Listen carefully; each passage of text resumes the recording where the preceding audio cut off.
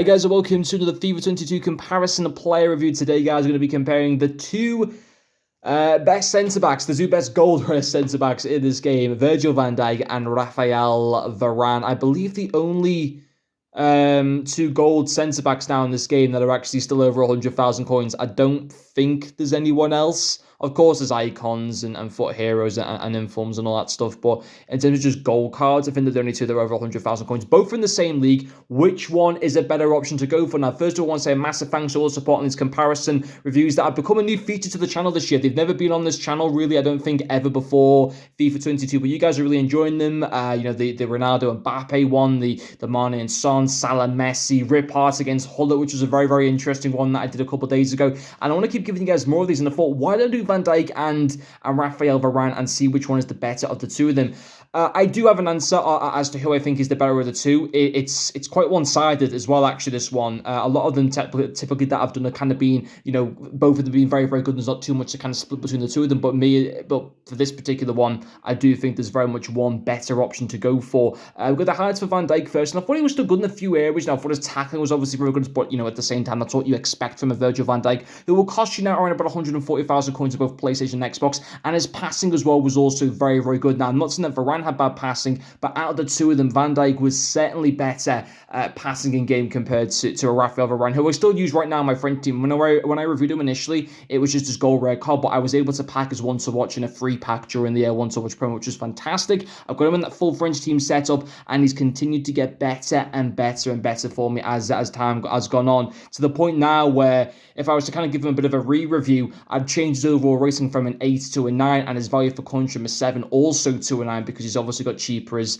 we got further on into the game cycle. But yeah, out of the two of them, Varane has got 7 worse overall passing than Van Dijk, and that does show in game. I did think Varane wasn't quite to the level of Van Dijk. Now, I'm not saying his passing was bad. In fact, it was still a very, very good part to the card, and still a positive to the cards. But out of the two of them, yes, Van Dijk is better in passing.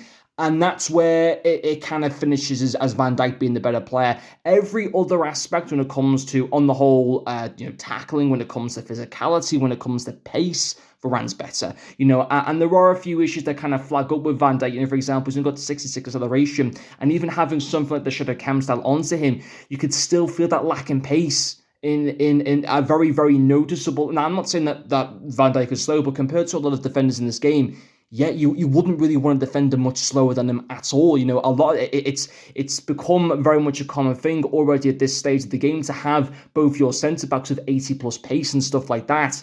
And yeah, seeing 66 acceleration is a little bit of a concern. And even having that Shadow Cam onto him, I don't really think it made that much of a difference. So Varane certainly far exceeds Van Dijk in terms of pace. I would argue is a lot better physicality in game. I would argue is a much more better all-round defender in game as well than compared to a Virgil van Dijk. So yeah, I mean, Van Dijk is the cheaper of the two cards by about 60,000 coins. But if I was you guys personally, and you're looking at Premier League centre-backs and who to go for, I think you have to back Varane 100%. I think he's worth paying that extra money for. I think he's a card that's going to have a much longer shelf life in terms of just the gold card. Obviously, if Van Dijk gets lots of informs, he'll become insane. But, in terms of just gold cards, in terms of their shelf life, Varane has got a long shelf life. I don't quite see the same with Van Dijk at all, if I'm totally honest. And this is coming from a Liverpool fan. So, yeah, on the whole, I'm not saying that Van Dijk is bad or anything, but a little bit disappointed with him. I expected more from him, and I thought that Varane was comfortably the better player out of the two of them, if I'm being totally honest. But anyway, guys, that'll finish off this player review. Thank you very much for watching, and I'll see you guys later.